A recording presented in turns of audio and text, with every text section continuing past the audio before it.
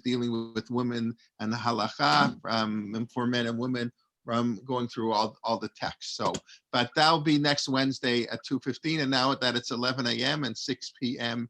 in Alon Shvut, we welcome back Shulie Mishkin for the final of her 4-part series in archaeology, and we're looking forward, I think, to Yerushalayim, the 6 days. And thank you, Vakasha. Okay, Shulie, it's all yours, and the Torah Motion Zoom channel is ready to go. Okay, thank you, Rabbi Kelman. All right, hi everybody. So we are going to do something a little bit different this time. The first 3 classes, we really focused on Tanach sites and how archaeology and Tanach contribute to each other, sometimes contradict each other. Today we are going to do Tanach, but not only. We're really going to focus on a place and the particular excavations that happen there. And for that, let's go into screen sharing and start to tell the story, because it really is an amazing, amazing story. Okay, so of the many miracles of the 6-day war, and there are many, starting with the physical miracles and the fact that it was not at all clear, people who were around who remember, it was not at all clear that Israel would survive, and God forbid there would be a destruction 19 years after Israel had been created.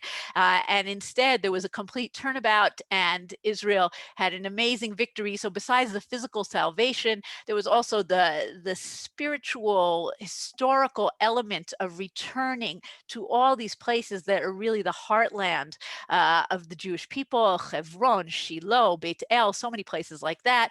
And so many unbelievable stories about the 6-day war, but there was a lesser known miracle, and that is the opportunity to dig in the Jewish quarter of Jerusalem. Of course, with the 6-day war, we returned to the old city, right? The old city that we had been exiled from the end of May 1948, where the Jews surrender because they are losing in the terrible battles in 1948 in the Jewish quarter of the old city, and finally the Jews have to leave.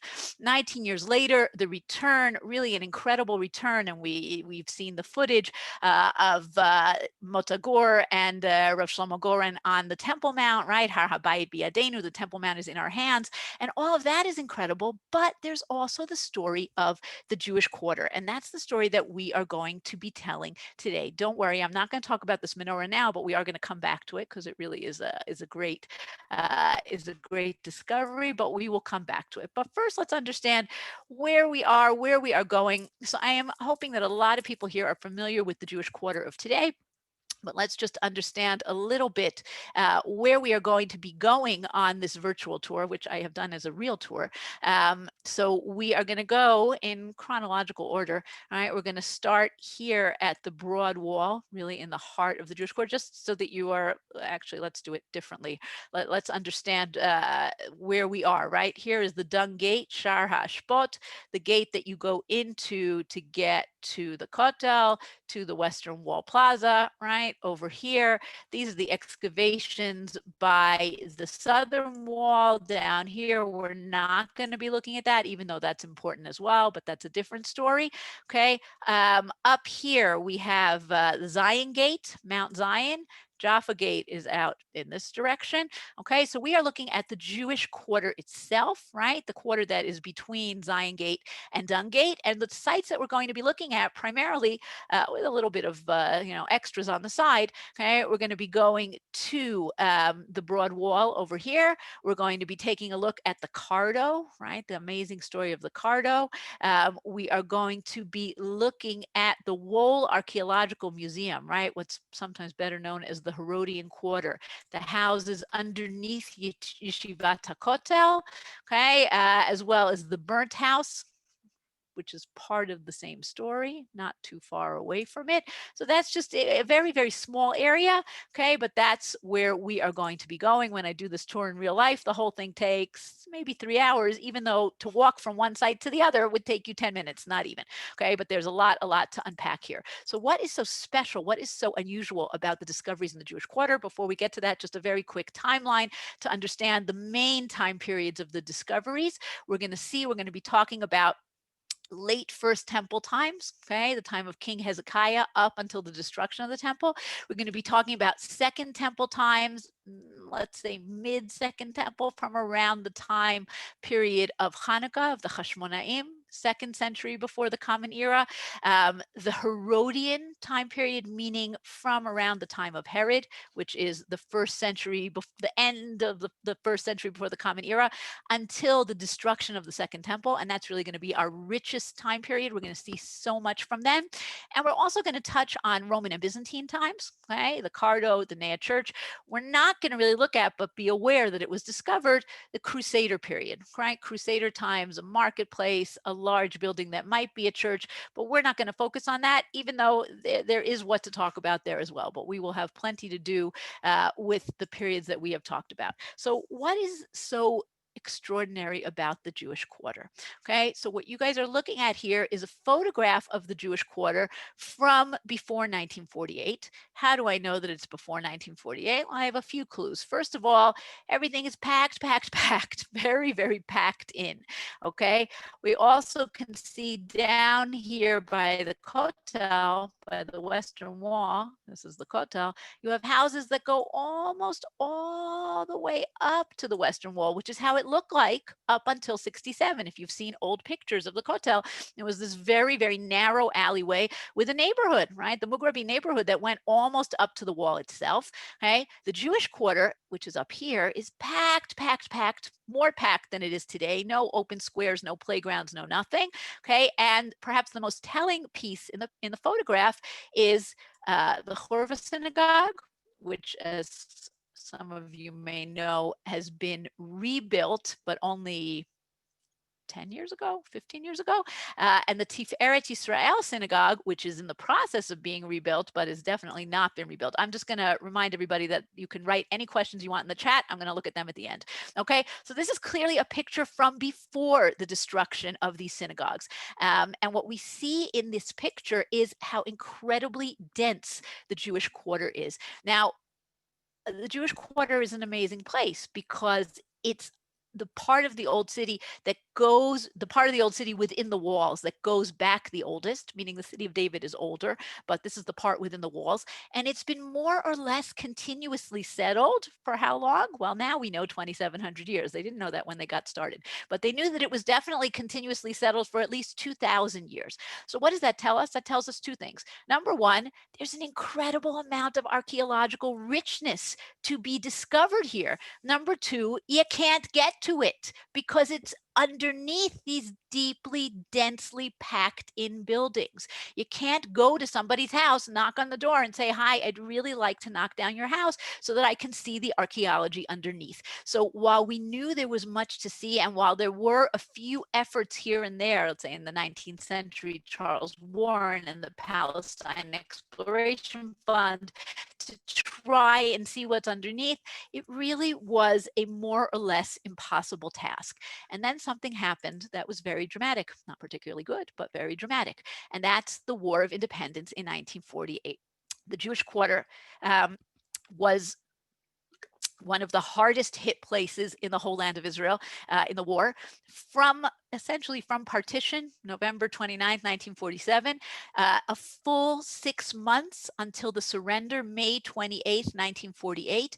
The Jewish quarter is under attack by the Arabs, by local Arabs inside the old city, by Arabs from the outside, the Jordanian Legion. It's essentially a siege within a siege. Fierce fighting, not enough supplies, not enough soldiers. The local population is mostly older people and families who fight valiantly but don't really have the tools. And ultimately, there's a surrender because there cannot be anything else. They cannot hold out any longer. The Jordanians, to show that they have essentially conquered the old city and it now belongs to them, blow up the major buildings. And this is a picture of the destruction of the Churva synagogue. Okay, the Churva synagogue today, again, one of the highlights of the Jewish Quarter, big, massive, beautiful synagogue, the main Ashkenazi non-Hasidic synagogue, the place where the Ashkenazic chief rabbi is proclaimed, a place where massive prayer services were held, an incredibly beautiful building. By blowing it up, and it was seen all over the city, this was a way for the Jordanians to say, we are in charge here. The Churva is the most famous destruction, but they also destroy the Tiferet Yisrael. Whoever is annotating, please do not annotate. I will erase you. Hold on. And it is an incredible destruction, but on the other hand, it's an incredible opportunity, because when we come back in 67, there is not a lot that is built up, okay? And there has to be a decision made what to do next, okay? And here's where we get to the narrator and the hero of our story, Professor Nachman Avigad. People who can see me in the corner here, we're going to be using this book, Ha'ir Ha'elyonah Shel Yerushalayim, the upper city of Jerusalem, which is the book that Avigad wrote after 14 seasons of excavations. And the decision was made to do some digging. Now, it wasn't such an easy decision, by the way. Okay, in the beginning, when we come back after the 6-Day War, there is quite a bit of what we like to say in Hebrew, balagan, not really Hebrew, but you know what I mean, right? In Israeli, there's not so much clarity about what's going to be done, number one, and who's in charge, right? Who's in charge of the old city? Is it the Ministry of Religion? Is it the Ministry of Housing? Is it the national government? Is it the local government? It's all kind of spread out, very unclear who's in charge. Eventually, they create the Chevra Lepituach Shikum Harova, the society to rebuild the Jewish Quarter. But in the beginning, it's not so clear. But even more so, it's not so clear, what are we going to do with this place? Do we want to restore it to the way it looked like in 1948, right? Remember what it looked like in 1948? Do we want it to be like it was then and make it almost like a museum? Do we want to create a completely modern quarter that's going to be the center of all the religious functions, right? The chief rabbinate. There's a concept of having a synagogue with 5,000 seats, right? Maybe this should be the synagogue quarter of Jerusalem. But as people start seeing here and there what archaeology is available and the opportunity, this once in a 2 millennia opportunity to excavate, they say, wait a second. First, we have to excavate. And they go to Professor Nachman Avigad. Now, Nachman Avigad was one of the veteran archaeologists in the land of Israel. Okay, he's born in the Ukraine in 1905. He trains as an architect in Czechoslovakia. He comes in the 1920s to Israel and helps to create the Department of Archaeology in Hebrew University, right? The first Israeli Hebrew archaeology department ever. And he digs in all sorts of places. And by the time we get to the late 60s, to 1969, he's on the cusp of retirement. He's about to write a book and a lecture tour and take a sabbatical and all sorts of things like that. And the Antiquities Authority comes to him and says, would you like this project? And he writes about how he's torn. On the one hand, he knows it's an incredible opportunity, right? What could we find here? It's going to be unbelievable. On the other hand, he knows it's an incredibly difficult mission to go on, because while the plan is that while they dig and while they excavate, they're also going to build, because the goal is that the Jewish Quarter should not be a museum, but should be a living, breathing community. Now, archaeologists and contractors, they are working at cross purposes. Okay, the archaeologists want to dig down, the contractors want to lay the infrastructure, the electrical lines, the water, the telephones. How is this going to work? And he doesn't know if it's going to work, if it's going to be a disaster. And he finally is tempted because it's such an incredible opportunity, and he decides to do it. And he writes about it, and I just love this picture. This is a picture, I believe it's from 1972. This is the Jewish Quarter, okay, in 1972. In the foreground is what today is the building of Yeshivat HaKotel, not so far from the stairs going down to the Western Wall, right? In the background, you can see the buildings of the Christian Quarter, the Lutheran Church, the Church of the Holy Sepulchre. It's essentially one enormous excavation/construction zone where digging is going on all the time. And Professor Avigad states it in a very powerful way. He says, it seemed that the old city would never reveal its secrets, and only an extraordinary event would create a situation where it would be possible to do serious excavations in Jerusalem. And here we have that extraordinary situation.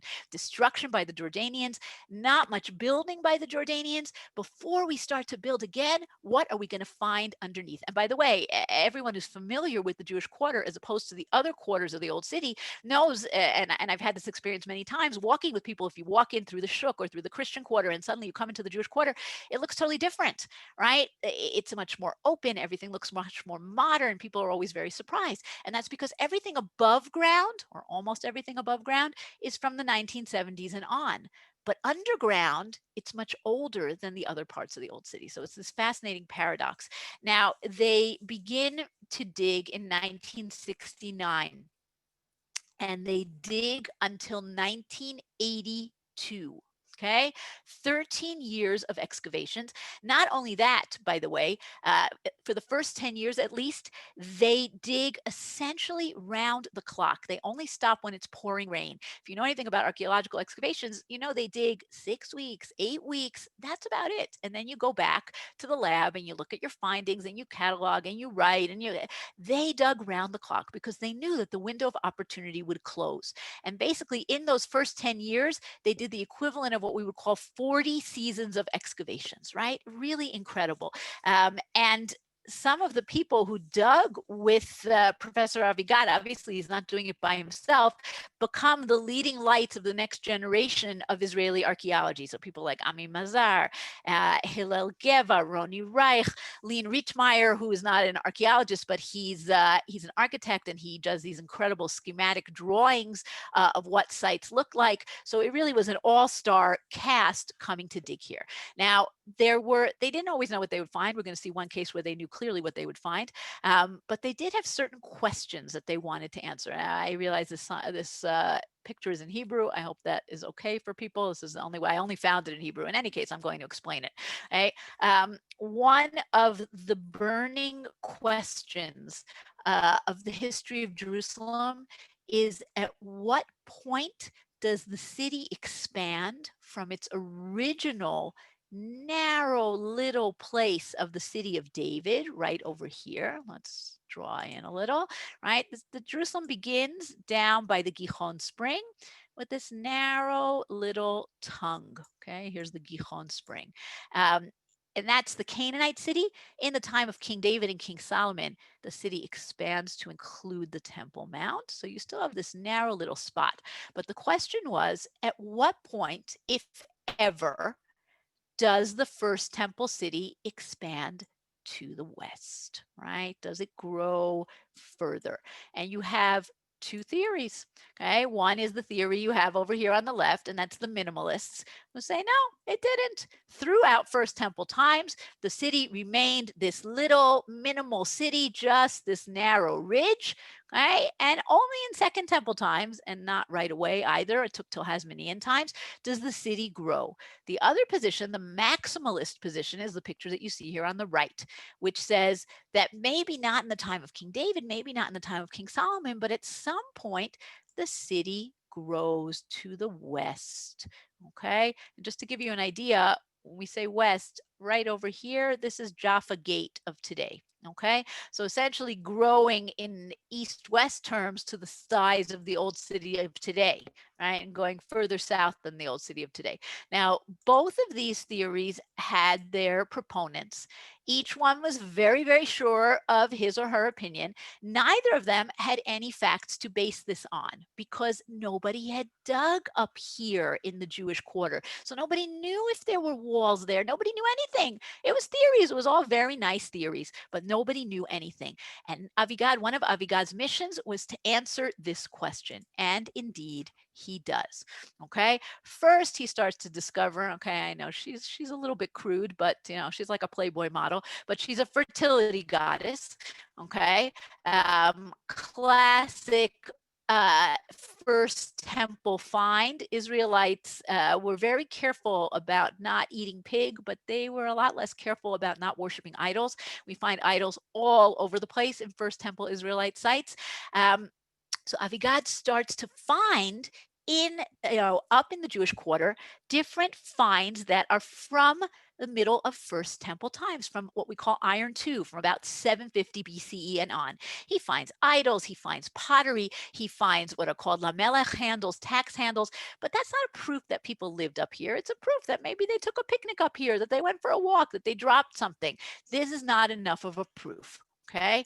But then he finds this. Okay, now this is a wall that is in the middle, smack in the middle of the Jewish quarter of today. It's called the Broad Wall. This is a fascinating question in and of itself. After the excavations were done, or while the excavations were being done, what do you show? What do you cover? What do you put in a museum? What do you leave outside? Right, and those are very interesting questions. But the Broad Wall was important enough that it was kept exposed. Right, the street level is where the car is up here, and you walk, and you can see this very nicely today. It's right off of the Horva Square. And here you have this broad wall, right? This Choma Rechava, the names from the book of Nehemiah from early Second Temple times, but it is a broad wall, right? And it's a nice size wall. It is clearly a city wall. This is not a wall of a house.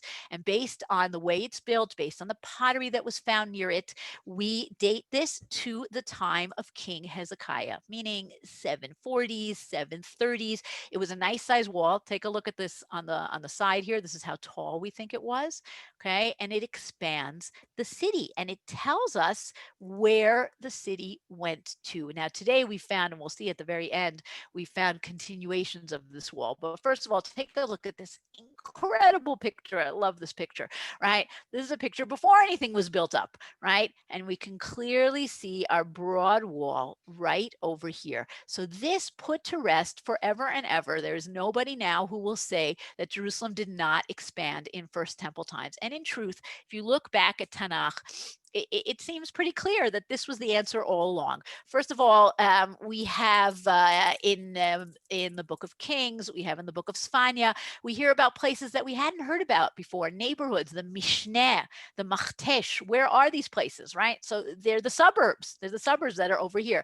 We also hear about King Hezekiah having to bring the water inside. Why does he have to bring the water inside? Because the city expands, because the city grows. So Tanakh certainly backs up this idea of the city growing. Why does it grow, by the way, in the time of King Hezekiah as opposed to before or after? Because in the time of King Hezekiah is a very important event, very tragic event. This is the time when the Assyrian Empire, this incredibly powerful empire, conquers the kingdom of Israel. Remember, the kingdom of Judah, the kingdom of Israel, they've split. Okay? The kingdom of Israel, the 10 tribes are conquered and exiled, but some of them run away. Some of them escape. Where are they going to go? They're going to go to their southern cousins, brothers. They're going to go to Judah. So Jerusalem has all these refugees, and it needs a place to put them. And the city grows bigger. Now, why does he need to build a wall? Because King Hezekiah himself, a decade or so later, is going to rebel against the Assyrians. He's going to stop paying tribute to the Assyrians, and he's going to rebel against them. And in order to prepare, he builds up the wall. So it all fits very nicely with our story of King Hezekiah. Avigad, this is maybe not the flashiest thing we're going to see. We're going to see the Herodian Quarter is a lot fancier, but Avigad says he believes that of all the discoveries that they made, this is the one that has the most significance. This is the most important discovery in Jerusalem of the entire 20th century. That's how he put it, and he discovered quite a lot. So this idea of understanding the size and the shape of Jerusalem in First Temple times, very, very significant. The other thing that they found, which is also very nice in terms of our Tanakh stories, right next to the wall, actually, let's go back here for a second. Okay, you can actually see it sticking out over here. Here's our wall, right? And here is like something strange sticking out. Now, this side, this is outside the city. This is the direction towards the Western Wall. This is inside the city. But there seems to have been something that was built before the wall was here, and it's kind of partly destroyed. What's going on? This is a house. or the remains of a house. And the prophet Isaiah, who lives in the time of King Hezekiah, he criticizes him. He doesn't like that he rebels against the emperor of Assyria. He doesn't like that he goes and builds this wall. And he says, "Et batei Yerushalayim sfartem, batitzu habatim levatzer hachoma." And you counted the houses of Jerusalem and pulled houses down to fortify the wall. What happens when the government decides they want to run a highway through your backyard? Okay, it's called eminent domain. They come and they knock on your door and they say, "Listen, we're running a highway through your backyard. We're going to give you compensation, but that's the way it goes." Here, did they get compensation? We don't know. But the house is abandoned because the wall is built here. So it's a great example of Tanach and what we find in the real world complementing each other. Now, just once we're here with King Hezekiah and the Assyrians, we might as well finish the story because it's a very important story. What happens? Hezekiah pays tribute to the Assyrians. Now, the Assyrians are this incredibly powerful, warlike people who conquer ruthlessly everywhere. And they've just conquered our northern neighbors. And Hezekiah pays tribute, but at a certain point, he says, "I'm a righteous king." And he is a righteous king, right? He's a king who gets rid of all the idolatry, who turns back to God, who brings the people back to God. And he says, if I'm a righteous king and God's on my side, everything will be okay. And I can rebel against the most powerful empire in the world because God is more powerful than anybody. And he does rebel. And Sennacherib marches on Jerusalem with a huge army, terrifies the people, speaks to them and tells them that Hezekiah is misleading them. Okay. And they're terrified. And even the king is terrified. Maybe I made a misstep. And he goes to Isaiah, the prophet, and he says, "What should I do now?" And Isaiah says, "Don't worry." He goes and prays, and God saves the city. Okay, God saves the city. And the way Tanach tells it is that the Assyrian army drops dead. Vayakumu baboker v'hinei kulam pigarim metim. Right, it's a great line. They wake up in the morning and they've all dropped dead. And what happened? Was there a plague? We don't know. But the Assyrian army retreats. Now, lest we say it's the Tanakh spin. Of course, God has to win in the story. The Assyrians are not going to win. But in reality, the Assyrians won. Okay. Number one, we have no layer of destruction in the city. The city was not destroyed in 701 when the Assyrians march on it. It's very clear when a city is destroyed, and we don't have a layer of destruction. Number two, we're going to see a layer of destruction in a second at the very next site we go to. Number two, King Sennacherib, like all Assyrian kings, loved to write about his battles and all the stuff that he did and all the conquests and all the enemies that he beheaded. And this is one of the places he writes it. It's called Sennacherib's Prism. We actually have 3 copies of it, teeny tiny little cuneiform letters. And he writes, "And this king I did this to, and this king I did that to. And as for Hezekiah, king of Judah, I shut him up like a bird in a cage." What does that mean? That means the siege. Oh, the siege was great. You would have loved the siege. Don't ask me what happened next. If he had conquered Jerusalem, if he had taken over Jerusalem, he would have told us. And he doesn't. He only tells us about the siege. So there's this feeling of enormous relief when the Assyrians retreat. And in fact, the prophet Isaiah, right, talks about Sennacherib coming down from the northeast and advancing on Jerusalem. And then he stops in Nov. Od Hayom Benov Ya'amod, right? He's holding out his hand. He's going to conquer Jerusalem. And the very next chapter talks about what? The Messiah. It's as if the Messiah came when the Assyrians retreat. If that's how much of a feeling of relief there is in the land that the Assyrians do not conquer Jerusalem. Now, right next to the Broad Wall, this is a site that you can't see unless you get special permission and you go down into the basement of an apartment building, but it's really a few steps away, is a massive tower called the Migdal HaYisraeli, the Israelite Tower. And it's also part of this defense system. This is the northern defense system of the Judahite city, right, of Hezekiah's city, or maybe a little bit later. Now, Avigad is a fascinating thing, right? He says that they dug and they kept digging and they dug 10 meters down, 30 feet. That's pretty deep, right? They dug 10 meters down. They didn't find anything and they were really going to give up. But he said, no, our principle is we always dig till we hit bedrock, right? Till we hit the natural stone. That's nothing built up. So they dug another 2 meters down. They got to 12 meters below street level. And suddenly they see this tower peeking out of the ground, right? This massive tower. Okay, now what's going on here? This is a huge guard tower, and we'll look at it here. We'll see the picture of it. Okay, today we have two things. We have a guard tower from the Israelite period, and abutting it is a guard tower from the Hasmonean period, right? 500 years apart, but they both chose the same spot because this is a logical spot.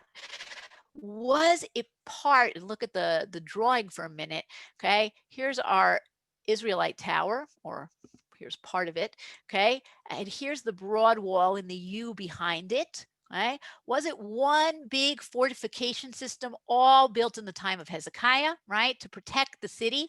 People coming into the city have to go through 2 layers of fortifications, or was the broad wall built by Hezekiah? The Assyrians come, it's a close call, we're safe, but maybe we should build another layer of protection. We don't know, right? We really don't know which of these is true, but what we do know is that these 2 layers do not protect the city of Jerusalem when the Babylonians come a little more than 100 years later. The Assyrians are gone, but the Babylonians come and they do invade the city and they do succeed. And next to the tower, they found remains of ashes, of burning, of arrowheads. There was clearly a battle here, okay? And the city was not protected by this tower. So far we've got this amazing proof of the expansion of the city in First Temple times. The city wall and the Hasmonean wall, by the way, is going to be the same as Hezekiah's wall, but that we're not going to go into. But now we're going to jump ahead a little bit, different time period, and take a look at something that everybody who's been to Jerusalem is familiar with, and that's the Cardo.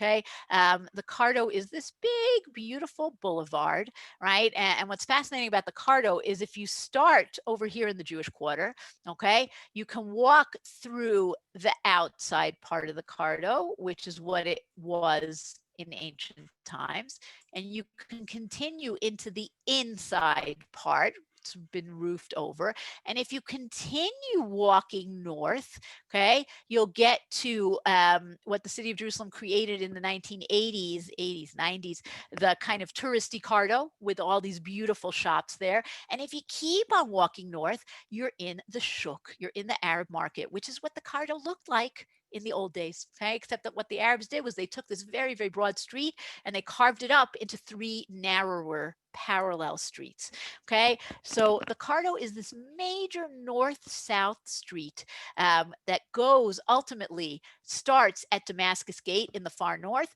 goes all the way down towards Zion Gate in the south, bisects the city, built by who? Begun by the Romans, finished by the Byzantines, okay, 1500 years ago. And let's take a look at what it might have looked like in the old days, right? This is a beautiful painting they put up at the inside part of the Cardo, right? So you have this huge boulevard, 22.5 meters broad, okay? Very, very broad street, right? Think Broadway, think Fifth Avenue, right? This is a very wide, beautiful street, stores on either side, open to the sky. If you keep on walking north, you'll eventually get to Damascus Gate. This is used for not just shopping and not just thoroughfare, but it's used for religious processions because this is built in the Byzantine period. In the Byzantine period, Jerusalem is a Christian city, okay? You could see many different ethnicities on the street. The one you would not see are Jews, because Jews are forbidden to enter the city in the Byzantine period. They can only come in on Tisha B'Av. We know this from the church writers, from Jerome, okay? but you have many, many Christians who are coming on pilgrimage to the city. And part of what they do is they do a procession to the Church of the Holy Sepulchre. They do walking in the footsteps of Jesus from Mount Zion to the Church of the Holy Sepulchre. Okay, today we have the Via Dolorosa, which goes on a different route, but this is what they did 1500 years ago. And this is a street for processions, right? So this is the Cardo. Now, yeah, I'll just show you one more detail from the picture just because it's my favorite detail, right? On the side of the picture, next to all these kind of stock figures, right? They all look sort of canned, okay? But on the side over here, this is where I did the enlargement, you can see these three guys who have good, nice Jewish faces, nice Jewish noses. Take a look at these dudes, okay? Who are they? This is Nachman Avigad, okay, over here with the red and the gold. This is Hillel Geva, another archaeologist, and this, some people may recognize, this is Teddy Kulik, the mayor of Jerusalem. And they were put here in the picture in order to give, as a sign of respect to show, thank you for doing all this incredible excavation. So they put them in here. Okay, but let's go on, because of all the things that Nachman Avigad and Hillel Geva and all the others found, the Cardo is the only one that they knew they would find. Everything else was kind of a surprise, but the Cardo they knew they would find. Now, how did they know they would find it? Because of this mosaic. Okay? There's a copy of this mosaic in the Cardo. You may have seen copies in other places. This is called the Medva map. Okay, it's originally the original is in a church in Jordan. It was discovered in the 19th century. But it's a map that goes back to Byzantine times, okay, 5th, 6th century of the Common Era. And it's a huge map of the land of Israel on the floor of a church. Now, first of all, why do I have a huge map of the land of Israel on the floor of a church? Because in Byzantine times, the idea of making a pilgrimage to the places where Jesus lived out his life, that's very much an ideal, right? A lot of pilgrims, a lot of tourists, Christians do it today. Well, they used to. But this is something that starts a long time ago. Now, you're sitting in church. First of all, maybe you're a little bit bored and you're planning out your trip. You're looking at the floor, but maybe you won't be able to get there, right? Maybe you're not going to be able to go, but at least you can see the places where things happened. And of all the sites on the map, the most important one, of course, is Hagia Polis Jerusalema, the holy city of Jerusalem. And what do you see in the holy city of Jerusalem? You have at this northern end, okay, ancient maps are oriented from our word orient, okay, up is east, up is not north, okay. Here at the northern end, you have a gate which has a pillar in front, okay. This gate is still today in Arabic called Bab al-Amud, the gate of the pillar, because in Roman times, there was a pillar with a bust of the Emperor Hadrian on top. It hasn't been there for a very long time, but the Arabs still call it Bab el-Amud. We call it Shar Shem or Damascus Gate. And coming from this gate, you start to walk down a beautiful, broad street with pillars on either side. And over here is the Church of the Holy Sepulchre, and the street goes all the way to the south. And this is the Cardo, and the archaeologists knew they would find it, and they uncovered it, and they found it exactly where it was supposed to be. This is the major downtown thoroughfare of Jerusalem, okay? Different than Second Temple times, where the major thoroughfare is over here next to the temple, but that's destroyed when the Romans destroyed the temple, and there are huge stones here, and you can't move them out of the way. And anyway, the action is not here anymore, it's over here. One interesting thing, not discovered by Avigad, but discovered more recently, and we'll see it at the end, is another Cardo, a secondary Cardo over here. This is at the back of the Western Wall Plaza, and we have found it today. Okay, but Avigad knew that he was going to find the Cardo based on the map, and indeed he does. He does find the Cardo, and it's a very exciting moment. And the way it's been redone and renovated is very interesting in and of itself. Okay, but we are going to move on to the real meat of the discoveries, and that's what was found from the last 100 years of Second Temple times. Okay, we're going to go to two different sites. One is called the Herodian Quarter. Okay, these are the houses that are underneath Yeshivat HaKotel of today.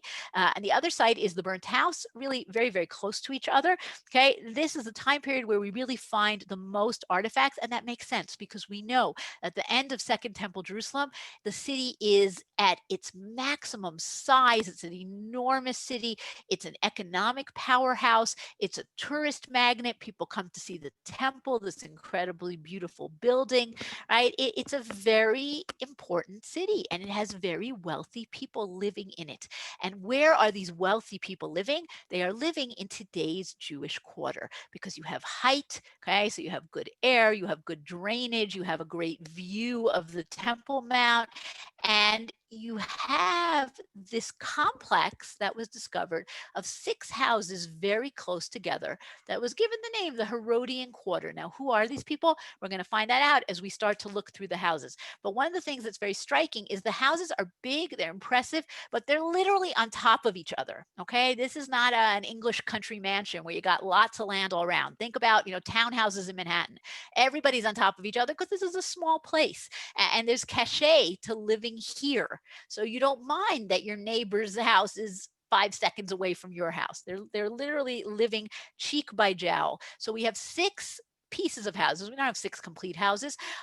Almost all of them have a basement story and at least another 2 stories above. Okay, the largest one is about 600 meters. Okay, about 1,800 square feet. Am I doing that right? No, excuse me, about 6,000 square feet. Right, I always get my math wrong. Okay, huge house. We'll talk about that a little bit later. Who's living in these houses? Okay, so one of the things we notice when they started to excavate is there's a lot of emphasis on purity. Each house has, in addition to the Roman style, bath houses, bathrooms, water installations, right? Very classic. We're talking about the height of Roman times. Bathhouses is a big deal. If you're wealthy enough, you'll have a bathhouse in your house. But what's different here is ritual baths. In addition to all the other fabulous bathhouse things, you have mikvaot, and they're all over the place. And each house has at least 2 or 3 mikvaot in the house. Now, we know at Second Temple times, the end of Second Temple times, purity is one of those things that they are obsessed with. Every generation has its own obsessions, right? We would say perhaps today, kashrut is our obsession, and your hechsher and your hashgacha. For them, purity, right? Are you pure? Did you become impure? Is your food pure, right? So the fact that there are many mikvahs in the house definitely helps us in understanding the time period, but it also might give us another little clue. Who are people who are the most obsessed with purity? The Kohanim, the priests who serve in the temple, and we are right across the valley from the temple. Okay. The other thing we notice is that while we have these incredibly beautiful, rich mosaics, we have no images whatsoever. Okay. So just to give you an example, exact same time period as this, Pompeii, right, which is kind of frozen in time because of the volcanic eruption. You have gorgeous mosaics that have people, that have animals, that have women in bathing suits. You don't have any of that here. No images. Second Temple Jerusalem, Second Temple Judaism is very anti-images. Okay, so no images. Very wealthy, a strong emphasis on purity, very close to the Temple Mount. The assumption is that the people living here are Kohanim, are priests who are serving in the temple. Okay. The street right off of, when you come outside, you're right near a street that's called Mizgav Ladach. Also the name of a hospital, because the hospital was on that street. Mizgav Ladach is a biblical phrase which means a shelter for the impoverished. Avigad joked that after they discovered these houses, they should change the street to Mizgav Lagvir, right? A shelter for the very wealthy, the very connected. Now, where are these Kohanim getting all their money from? Okay, this is no big surprise. We have this in a lot of places in Second Temple literature, whether it's in Josephus or in the Mishnah and the Tosefta and the Gemara. Not all Kohanim are like this, but you definitely have a segment of the Kohanim, particularly the ones in Jerusalem, who are corrupt. Now you have to understand that the Mikdash, the temple, is an enormous moneymaker. Okay, first of all, it physically contains tons of money. People give their half shekel coins every year. Okay, there's all kinds of gold and silver. It physically has a lot of money, but it also has a lot of potential for money. The temple buys, they buy oil, they buy wine, they buy sacrifices, they buy lots of things. It's very easy, unfortunately, for somebody to come along and you say, you know, my nephew is in the wood business. Maybe we'll give the contract to him and I'll get a little kickback, right? And it's very clear that this is going on, and we hear about it all over the place of this corruption in the Mikdash. And the strongest expression of it that I have found, well, there's a lot of them, but this is a very strong one. In the Tosefta Menachot, we have, I didn't bring you the whole thing, but we have a whole discussion about how there were certain priests who came, and even though they were supposed to distribute the skins from the sacrifices evenly, they would come and they would take for themselves from everybody, right? They would grab everything, and it just got so bad that the people who came to Jerusalem would say, we're not giving these skins, we're not giving these sacrifices to the priests, because they're just going to take them for themselves, and instead we're going to just kind of give it up to the temple itself. And it culminates with this statement, this incredibly powerful statement. Rabbi Yochanan ben Torta said, why was Shiloh, right, the place of the tabernacle, why was Shiloh destroyed? Because they treated holy offerings disgracefully, right? We have the story of the sons of Eli and how they didn't treat the sacrifices and the people bringing them with respect. Why was the first building of Jerusalem destroyed? And everybody knows this, right? Because of idolatry, sexual immorality, and spilling of blood. They did a lot of things wrong in First Temple times. And why was the second temple destroyed? We all know, because of Sinat Chinam, right? They all hated each other, but it says it so much more strongly here. We know that in the second temple period, they labored in Torah. They were careful with tithes, we could add. They're very, very exacting about purity. Why were they exiled? Because they loved money and each one hated his fellow. Right? It's a terrible indictment, but it's very clear when you see these houses that they were extremely wealthy, and the wealth came from exploiting the people who came to the temple, as well as their fellow Kohanim. Now, just to move away from that for a second, Avigad writes about how one of the things that was super exciting about this excavation is that we tend to know in history, we know about the great people, the leadership. In archaeology, we tend to find big buildings, the palaces of the kings, but we rarely get to find out about people's everyday life. And here we have homes, right? Okay, these are wealthy people, but still, these are homes, these are families. And suddenly we have furniture, we have dishes, we have in the picture here, you have some makeup applicators, okay? You have game pieces, you have spindles that are used for a loom. We get to see a little bit of a piece of ordinary life. What was ordinary life like? Right? And one of the things that we see, by the way, is we have a lot of things made out of stone, right? First of all, that we see dishes, different kinds of dishes that the Mishnah talks about, and that's exciting to see. Tables that are made out of stone, furniture made out of stone. Why would you make things out of stone? It's very hard to make things out of stone. It's not a simple thing to do. There are two reasons, right? Number one, we said they are obsessed with purity. Pottery becomes impure, meaning you're in the kitchen with grandma, grandma drops dead, all the pottery dishes in the kitchen have now become impure and you have to smash them. But stone dishes do not become impure. So if you are very careful about purity, stone dishes, even though they might cost 2, 3, 4 times as much, are a much better investment. Okay, so that's one thing. And when we see stone vessels, by the way, we know Jewish house, right? It's a clue that it's a Jewish house. But the other thing that's interesting is it's a side effect of Herod's building the temple.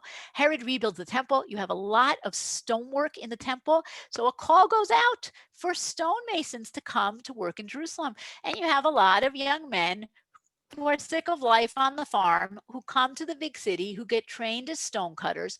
But the temple is built. 8 years passes, and now they're out of a job. Not going back to the farm anymore. I have this new skill. And suddenly you have a glut of stone workers. And so you have a lot of stone dishes, stone furniture, stone ossuaries that people are buried in, right? Beautifully carved and decorated. So you find a lot of stone things. Another great detail he found 2 of these little sundials, right? You can see the lines here of the sundial. You can see the hole where a pole was put in to show the shadow. And they found 2 of these in these houses. Now, why? Because Kohanim, unlike other people, need to know what time it is. Nobody needs to know what time it is. Nobody in the ancient world has a meeting at 6:47 p.m. You wake up when the sun rises, you go to work, the sun comes down, you go home, you eat dinner, you go to bed. That's what you do. But the Kohanim need to know what time it is because they are the ones who are giving the sacrifices, and sacrifices are connected to time.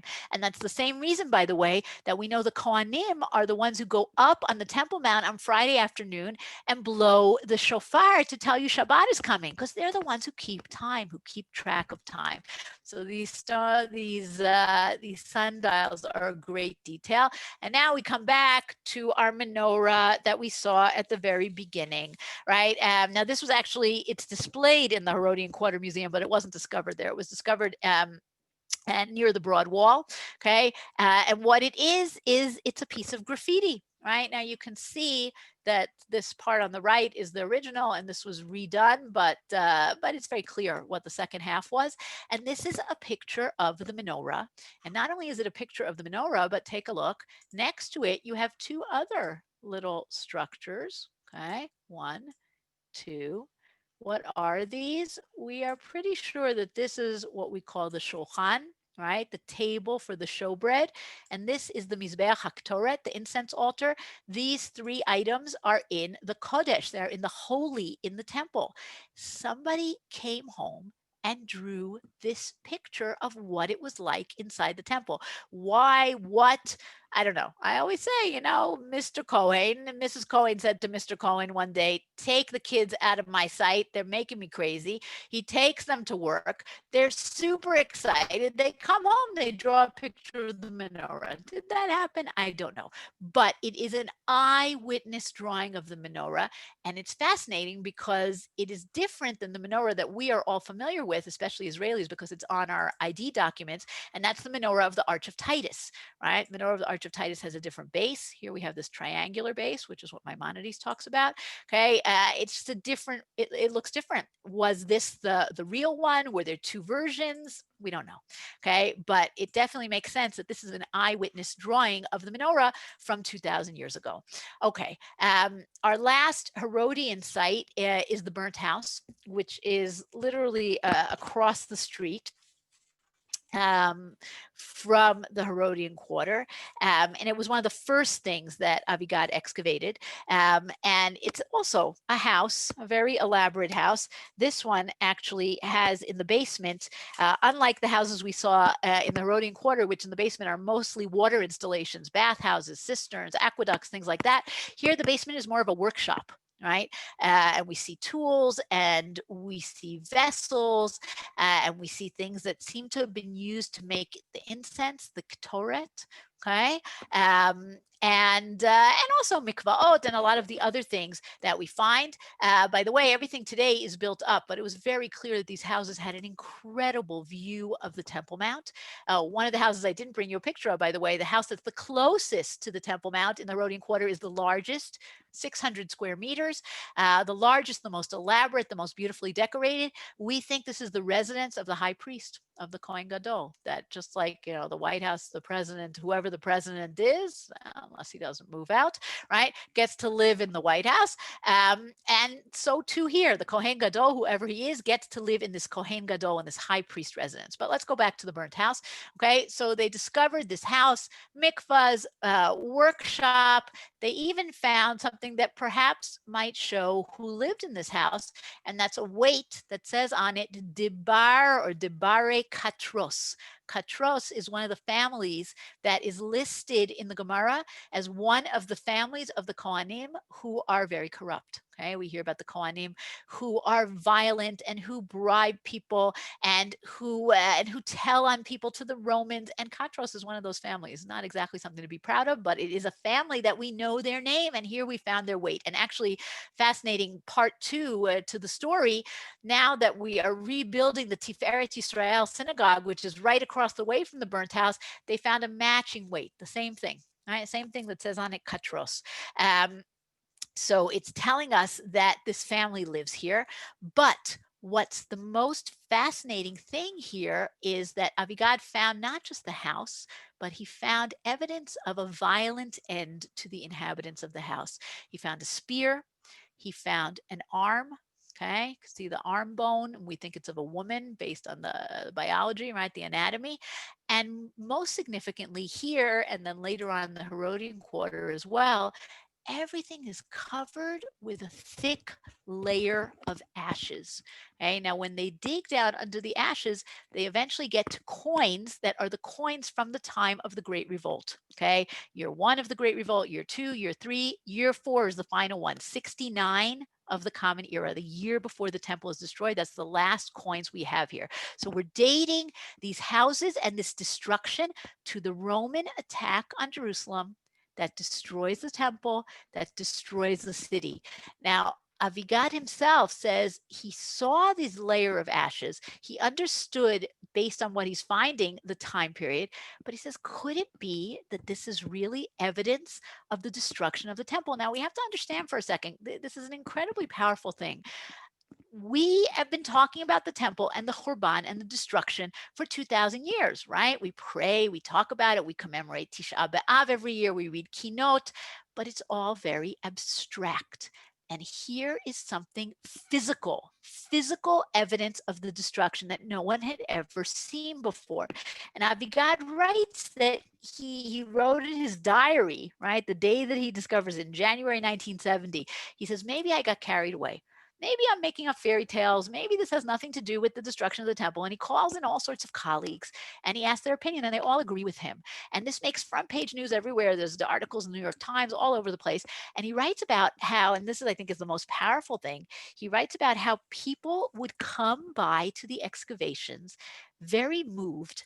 They would volunteer to take part and they would ask if they could take home a little bit of ashes, right? A zecher lachorban, a memory of the destruction of the temple. And it was just a very, very powerful moment to have something that, as Jews, we tell the story all the time, but to actually see it was a very huge thing. So that, and I think also this kind of the full story, meaning we know the corruption, we see the corruption of the Kohanim, which is what leads to the destruction, and we see the destruction itself. So just to continue for another couple of minutes, okay? So Avigad and his team discover things from First Temple, really major things from then, Second Temple, Roman, Byzantine, and later, okay? And then, of course, the Jewish Quarter is built. Now, things are still being discovered in the Jewish Quarter as well as all around the Old City, literally all the time. They did not excavate the entire Jewish Quarter. It wasn't possible. And even today, people decide to put in a basement to renovate something, and they find a Roman bathhouse, and they find a mikvah, and we hear these stories all the time. So I just brought you a few continuing saga pictures. So this is pictures of an excavation that's going on at the foot of Mount Zion, where they're discovering city walls, and it's actually an amazing picture if you look at it, okay? Where this guy is standing, you have the Byzantine city wall of Jerusalem from 1,500 years ago. Where this young woman is standing, this is the Hasmonean city wall from 2,200 years ago, okay? 1,500 years ago, 2,200 years ago. And what you can't see in the picture, because there's not so much of it, but there's a piece of Hezekiah's wall from 2,700 years ago. Each one built their wall in the same place, unaware of the others, right? This one is 500 years after this one, okay? This one is 700 years after this one. They don't know about the previous walls, but this is a logical place to build a wall. So little by little, we are uncovering the first temple walls. This is another amazing site called the Kishla by the Tower of David by Jaffa Gate.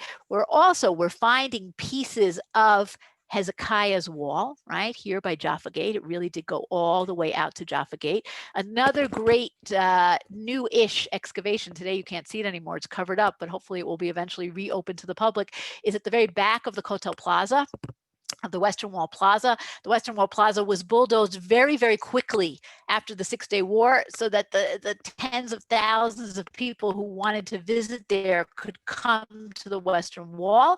And they didn't do any excavation. Of course, they knew there was stuff there, but they didn't excavate. And only in the last 15 years or so did they start excavating and finding the secondary cardo, mikvahs from Second Temple times, and an enormous house from First Temple times, right? So this is all part of that continuing saga, a water system underneath. And one last thing, of course, not in the Jewish quarter, but the city of David, where they're finding unbelievable things all the time. And this is part of what's called the Pilgrims Route, right? The street that goes from the Shiloach pool down at the bottom of the city of David all the way up to the Western Wall. And that's being uncovered and eventually will be exposed to the public.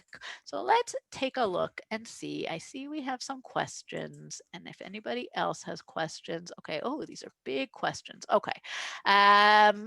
You mentioned last class that King Solomon built a few buildings. One was the Milo. What is the Milo? Okay, not connected to this, but it is important to understand. The Milo is, Milo literally means limalot, to fill in. And it's the area between the city of David and the Temple Mount, right? The city grows towards the north. That's the expansion, and that's what we call the Milo. The UN did not condemn Jordanians. That is very true. How did they determine the height of the broad wall? That's a good question. I don't really have a great answer for it. I think it's more based on the fact of how broad it is would tell you how much it needs to support in terms of its height. That's more of an engineering question. Sorry, I don't have a better answer than that. The direction of Har Habayit, not the direction of the Kotel. I agree. That is true. How do we know the idols are from Israel and not Canaanite? We do have Canaanite idols, but we also do have lots and lots of Israelite idols. And we know that at this point, by Hezekiah's time, the city of Jerusalem is an Israelite city. It is not, if you say in the time of King David, you have the Jebusites, you still have a lot of people around. By the time we get to Hezekiah, we don't hear about non-Judahites in Jerusalem. So if the city is Judahite, it's unlikely that the part above the city is going to be Canaanite, right? There's a theory about both Jerusalem and Rome that marshland outside both cities bred mosquitoes, immunity for locals, disease for the outsiders. Oh, so this is about the Assyrians. Interesting. I do not know. Tourists not as susceptible. I do not know. Herd immunity, early coronavirus. What was the population of Jerusalem when it was enormous? That question can be answered depending on who you are.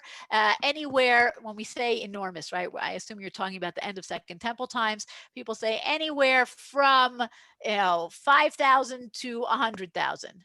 It's not a very satisfying answer. I agree, but we don't really have a great answer. What most scholars will agree on is that however big Jerusalem was, it doubles at holiday times, right? So that's actually a fascinating fact because it tells you that you really need to have a lot of resources for all those tourists, right? You need to have enough water for them. You need to have enough food. You need to have enough backup for all the people who are coming, right? Then like now, diaspora Jewry sent lots of money for sacrifices, money and sacrifices, such as the Romans questioned and were suspicious of the flow from the Jews in what is now Persia, Iran, and areas outside Roman rule, i.e. a rival empire. Yes, there's definitely a lot of suspicion. We haven't talked about the Romans at all, but the Romans are very interested in the money in the Temple Mount. They're very interested in what's going on and fomenting rebellion, and that's why they're so interested in Jesus, etc.